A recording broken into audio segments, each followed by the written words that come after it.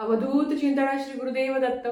श्री स्वामी समर्थ. तुम्हाला सर्वांचं माझ्या चॅनलमध्ये खूप खूप मनापासून स्वागत आहे. 21 जुलै 2024 वार रविवार.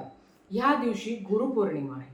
आपल्या सगळ्या स्वामी भक्तांसाठी आवडीचा दिवस, महत्वाचा दिवस, गुरूंप्रती आपली कृतज्ञता व्यक्त करण्याचा दिवस. आता ह्या दिवशी तुम्हाला काय करायचं आहे किंवा कशी साजरी करायची आहे त्याच्याबद्दल माहिती येणारच आहे. आजच्या व्हिडिओमध्ये ज्यांना काहीही सेवा करणं शक्य होणार नाही त्यांनी गुरुपौर्णिमेपर्यंत काय करावं त्याच्याबद्दलची माहिती आहे. आता सगळ्यात महत्त्वाचं मला एक सांगायचं आहे. बऱ्याच अशा कमेंट्स आल्या की ताई आम्ही, म्हणजे मी तुम्हाला आधीच सांगते की ताई आम्ही ना मांसाहार करणार आहे, डॉक्टरांनी आम्हाला अंडे खायला लावले आहे, तर मग मी ना सेवा करून अंडे खाणार आहे, काही नाही महाराज समजून घेतील. म्हणजे या प्रश्नाला काय उत्तर द्यावं मलाच प्रश्न पडला. मला एक सांगा, जर सगळंच महाराजांनी समजून घ्यायचं, आपण चुका करायच्या आणि महाराजांनी समजून घ्यायचं, स्वामी सेवा करताना मांसाहार करायचा नाही, हे एक आहे. भले तुम्ही प्रेग्नेंट आहात, तुम्हाला डॉक्टरांनी अंडे खायला लावले आहे, मग तुम्ही सेवा नका करू ना. तुम्हाला अंडे पण खायचे आहे आणि तुम्हाला सेवा पण करायची आहे, कसं शक्य मला सांगा.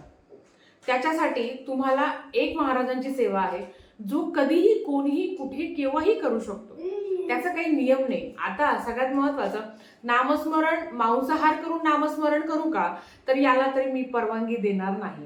कारण ते तुमच्या शरीरात गेलेलं असतं आणि तुम्हाला आपल्याला तरी ते योग्य वाटतं का सांगा. बऱ्याच महिलांना असे मला माहिती आहे प्रेग्नन्सीमध्ये बाळासाठी किंवा प्रोटीन मिळावं म्हणून आपल्याला अंडी खायला लावतात. पण जर तुम्ही अंडी खात असेल तर तुम्ही अजिबात सेवा करू नका. तुम्हाला हात जोडून विनंती आहे, कमीत कमी स्वामी चरित्र सारामृत तरी तुम्ही वाचू नका ना.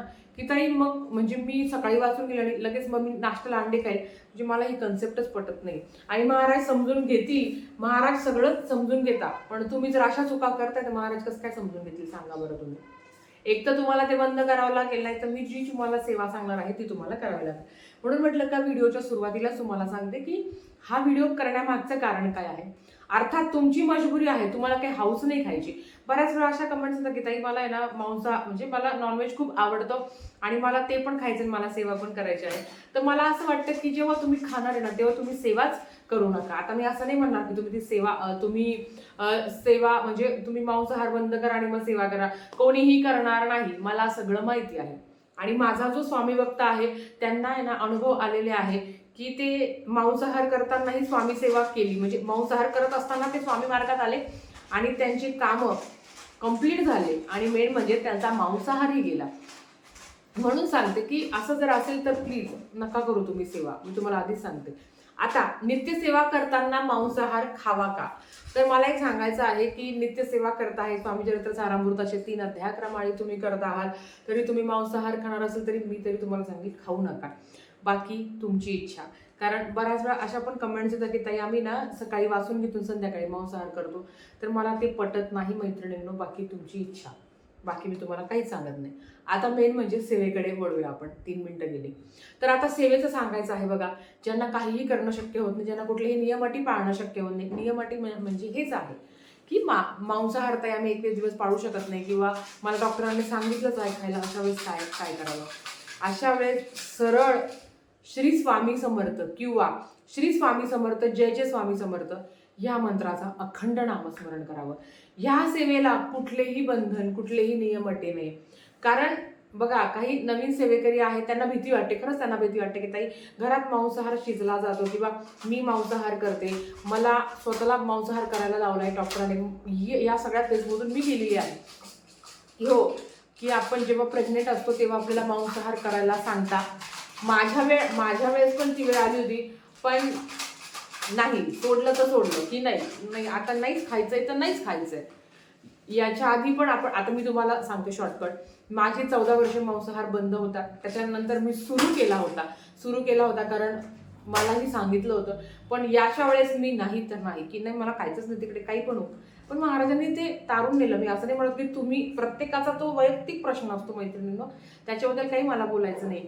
तुम्हाला जर काहीही करणं शक्य होत नाही, तुमच्या तब्येतीला त्या गोष्टी घ्याव्याच लागत आहे किंवा खायलाच लागत आहे, तर तुम्ही फक्त श्री स्वामी समर्थ किंवा श्री स्वामी समर्थ जय जय स्वामी समर्थ या मंत्राचं अखंड नामस्मरण करू शकता, ज्याला कुठलंही बंधन नाहीये, कुठली मांडणी नाहीये, मी ना ऑफिसमध्ये आहे ताई, मी ट्रॅव्हल करते, तिथे वाचू का इथे वाचू का, सगळीकडे तुम्ही स्वामीचरित्र सारामृत पण वाचू शकता आणि तुम्ही नामस्मरण पण करू शकता.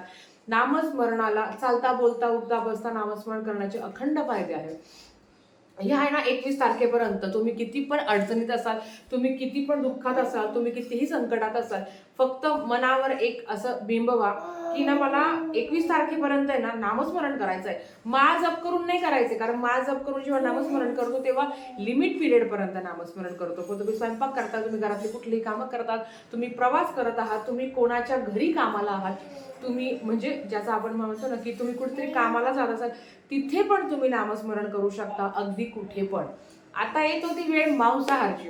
आता सगळ्यात महत्वाचं की ताई मी तुम्हाला सांगेल, तुम्ही नामस्मरण करताय, माळबीळ नाही, काहीच नाही, चालता उठता बसता तुम्ही नामस्मरण करत आहात.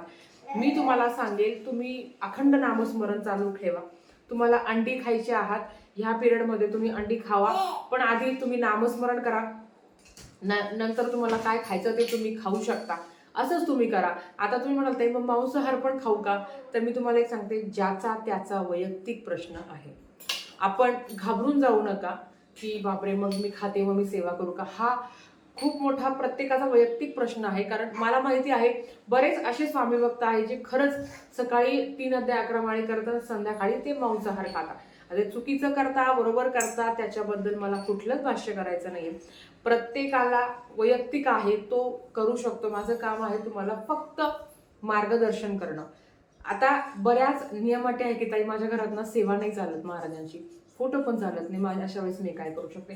तुम्ही बेडरूम मध्ये सेवा करू शकता, बेडरूम मध्ये सेवा चालते, महाराजांचं काहीच नाहीये. फक्त मांसाहार खाऊन स्वामी सेवा करणं किंवा स्वामी सेवेच्या आधी मांसाहार करणं, तर त्याला मी कुठेतरी नाही म्हणते. बाकी हा तुमचा परत अगेन सांगते, तो तुमचा वैयक्तिक प्रश्न आहे. त्याच्या आधी पण एक सांगायचं आहे, जेव्हा आता समजा मासिक धर्म आहे, मला मासिक धर्म आहे, विटाळ आलंय, सुतक आलंय, अशा वेळेस पण सुद्धा मी नामस्मरण करू शकते. नामस्मरणाला कुठलंही बंधन नियम अटी नाही आहे. तुम्ही तुमच्या जेव्हा वाटेल जसं वाटेल तेव्हा तुम्ही नामस्मरण करू शकता. आता मांसाहार करून मी नामस्मरण करू का, तर याला पण मी सांगेल की याला मी परमिशन देणार नाही. किंवा हो तुम्ही आधी नामस्मरण करा, ज्यांना खरंच मेडिकल प्रॉब्लेम आहे, ज्यांना खरंच सांगितलं आहे, कारण या फेजमधून मी गेलेली आहे, खरंच सांगितलं आहे, तर तुमची इच्छा असेल तर तुम्ही करू शकता. पण ही सेवा आहे ना अशा लोकांसाठी आहे की ज्यांना खरंच स्वामी सेवा करायची इच्छा आहे. महाराज कुठली सेवा आहे ज्याला नियम अटी नाही, खरं तर महाराजांच्या कुठल्या सेवेला नियम अटी नाही, मांसाहार वर्ज आहे, ते एक तुम्हाला पाळायचं असतं.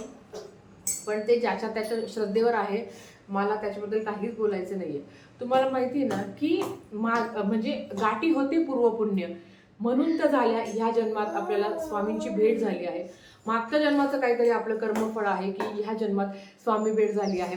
आता सगळ्यात महत्त्वाचं, स्वामी सेवेत आल्यावर आधी तर तुम्ही मांसाहार वर्ज करा, नंतर स्वामी सेवेत या, असं अजिबात नाही. आणि मी तरी याला मान्यता देणार नाही, कारण माझा स्वामी भक्त परिवार आहे जो मला कमेंट करतो ताई मी आधी खायची पण आता मी खात नाही. तर ही तुमची सेवा आहे. तुम्ही महाराजांना इतकं महाराजांच्या जवळ गेलात की ह्या गोष्टी तुम्हाला गौण वाटतात. पण जाण्याच्या आधी जर मी सांगितलं की मांसाहार बंद करा, तर ते नाही होणार. नामस्मरण करताना कुठलंच बंधन नाही, ब्रह्मचर्याचं नाहीये, परान्न नाही. खरं तर परान्नाने आपल्याला दोष लागलेले असतात, म्हणून खरं तर ते परान्न वर्ज्य असतं. पण बाकी कुठलंच बंधन नाही. अगदी तुम्ही कुठे आहात त्या परिस्थितीत तुम्ही महाराजांचं नामस्मरण करू शकता. परत सांगते, मांसाहार करून नामस्मरण करावं की नाही तर मी तरी नाही सांगेल, बाकीची सगळी तुमची इच्छा. ठीक आहे, आजच्यासाठी फक्त इतकंच. झालेली सेवा स्वामींच्या चरणी रुजू करते आणि आजचा व्हिडिओ इथेच थांबवते. आवडला असेल तर लाईक शेअर सबस्क्राईब करा. व्हिडिओ परत अशाच एका व्हिडिओसोबत. श्री स्वामी समर्थ.